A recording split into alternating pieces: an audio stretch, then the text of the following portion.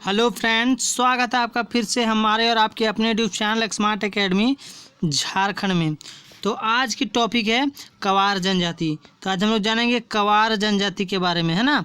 किसके बारे में? झारखंड के कवार जनजाति के बारे में जानेंगे। तो इससे जितने भी महत्वपूर्ण प्रश्न बन सकते हैं, पूछे जाते हैं, वो सारे प्रश्नों की सीरीज मैं आप लोग के लिए लेके आ गया हूँ। तो हमारे वीडियो में अंत तक बने रहिए बिना स्किप किए। अगर आप हमारे चैनल में नए हैं तो चैनल को सब्सक्राइब जरूर कर ले, सब्सक्राइब करके बेल आइकन को प्रेस कर ले ताकि मैं जब भी वीडियो डालूँ तो आप तक नोटिफिकेशन हमारा पहुंच सके। अगर आप टेलीग्राम ग्रुप ज्वाइन नहीं किया हमारा तो टेलीग्राम ग्रुप ज्वाइन कर लें, है ना। डिस्क्रिप्शन में मैंने लिंक डाल दिया है ना। आप हमें फेसबुक पेज में भी, इंस्टाग्राम में भी और ट्विटर में भी फॉलो कर सकते हैं। डिस्क्रिप्शन में मैंने लिंक डाल दी है। बहुत ही फ़ायदे होंगे, इसलिए हमें इस सोशल मीडिया से हमारे से जुड़े रहिए, है ना। चलिए तो शुरू करते हैं कवार जनजाति। तो पहला प्रश्न आता है कवार जनजाति से कि भारत सरकार द्वारा घोषित 31वां जनजाति कौन है ना। 31वां जनजाति कौन है? कल का टॉपिक था कोल जनजाति, वो 32वां जनजाति था भारत सरकार के द्वारा। तो आज की जो कवार जनजाति है इसका भारत सरकार द्वारा 31वां जनजाति घोषित किया गया है। किसको? तो कवार को, है ना। भारत सरकार द्वारा घोषित 31वां जनजाति जो है वो कवार जनजाति है ना। तो इसका सी ऑप्शन राइट हो जाएगा भाई साहब। चलिए आगे बढ़ते हैं। अगला है झारखंड के प्रजातीय दृष्टिकोण से कवार जनजाति जो है वो किस प्रजाति समूह से आते हैं, है ना। झारखंड के प्रजातीय दृष्टिकोण से कवार जनजाति जो है वो किस जनजाति समूह से आता है? किस जनजाति समूह से आता है? फटाफट बताइए, किस जनजाति समूह से आता है? हाँ, बहुत बढ़िया। चलिए, द्रविड़ प्रजाति समूह से आता है ना। झारखंड के प्रजातीय दृष्टिकोण से कवार जनजाति जो है वो द्रविड़ प्रजाति समूह से आता है। क्लियर है? तो इसका बी ऑप्शन राइट हो जाएगा भाई साहब। चलिए आगे बढ़ते हैं। अगला है कवार जनजाति का निवास स्थान है। तो कवार जनजाति का निवास स्थान कहाँ है? मुख्यतः कहाँ है? तो कवार जनजाति का निवास स्थान पलामू, गुमला और सिमडेगा में है ना। पलामू, गुमला और सिमडेगा में जो है कवार जनजाति का निवास स्थान है। तो इसका डी ऑप्शन राइट हो जाएगा। ए बी सी तीनों, है ना। क्लियर है? चलिए आगे बढ़ते हैं। अगला है कवार जनजाति के मुख्य गोत्र हैं, है ना। कवार जनजाति के मुख्य गोत्र हैं। कौन कौन से गोत्र हैं और कितने गोत्र हैं? चलिए जानते हैं। तो कवार जनजाति के मुख्य गोत्र जो हैं वो 7 हैं, है ना। कवार जनजाति के 7 गोत्र होते हैं। कौन कौन गोत्र होते हैं? तो पहला होता है प्रहाल, है ना, अभियार्थ, वशिष्ठ, सुखदेव, है ना, गंडक, पराशर और विश्वामित्र जो है ये 7 गोत्र हैं कवार जनजाति के। तो कवार जनजाति के 7 गोत्र होते हैं। तो इसका ए ऑप्शन राइट हो जाएगा। चलिए आगे बढ़ते हैं।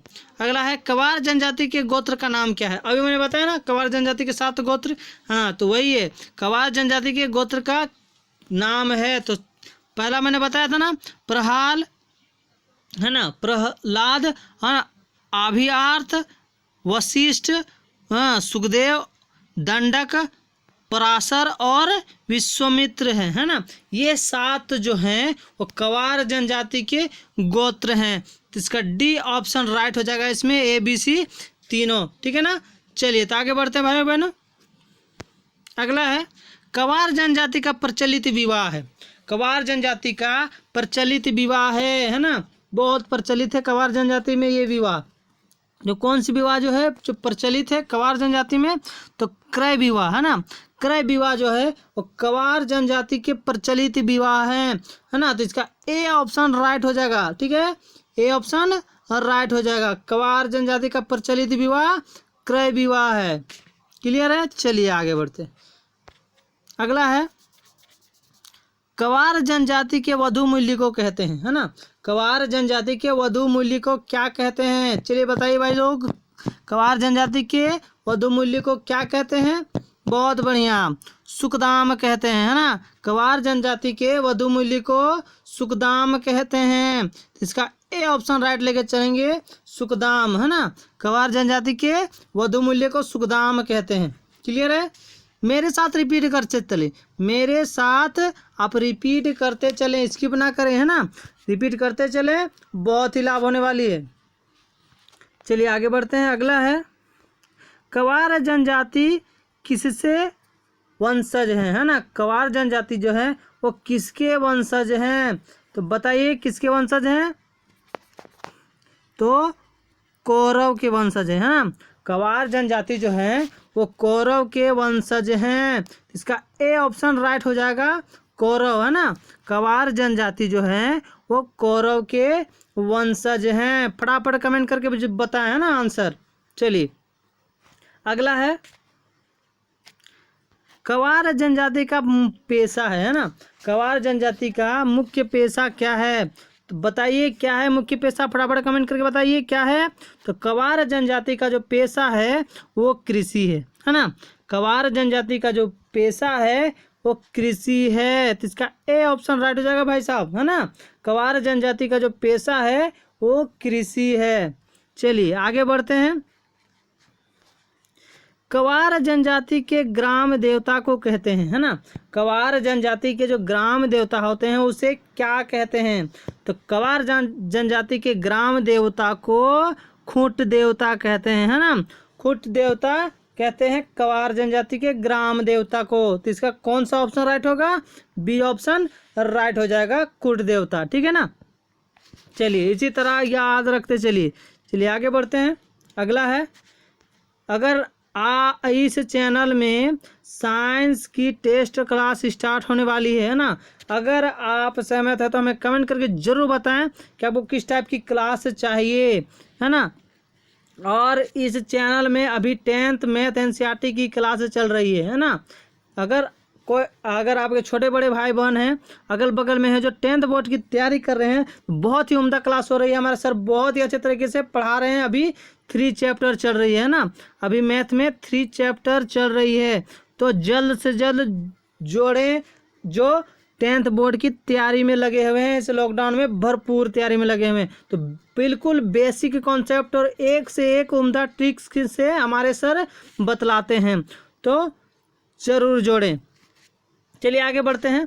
अगला है, कवार जाति का सर्वोच्च देवा है ना। कवार जनजाति का जो सर्वोच्च देवा है वो कौन है ना। तो कौन है? तो भगवान है ना। कवार जनजाति का जो सर्वोच्च देवा है वो भगवान है। तो इसका ए ऑप्शन राइट हो जाएगा भाई साहब। चलिए आगे बढ़ते हैं।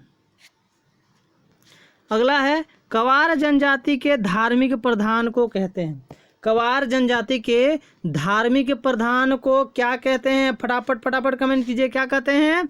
तो कवार जनजाति के धार्मिक प्रधान को पाहन और बेगा कहते हैं, है ना। कवार जनजाति के धार्मिक प्रधान को पाहन और बेगा कहते हैं। तो इसका सी ऑप्शन राइट हो जाएगा, ए बी दोनों। चलिए अगला और लास्ट क्वेश्चन है, कवार जनजाति के सर्वोच्च देवता भगवान किसके प्रतिरूप हैं?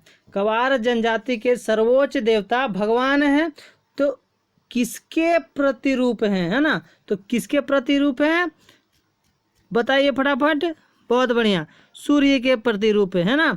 कवार जनजाति के जो सर्वोच्च देवता हैं, है ना, सर्वोच्च देवता भगवान किसके स्वरूप हैं? तो सूर्य के स्वरूप है ना।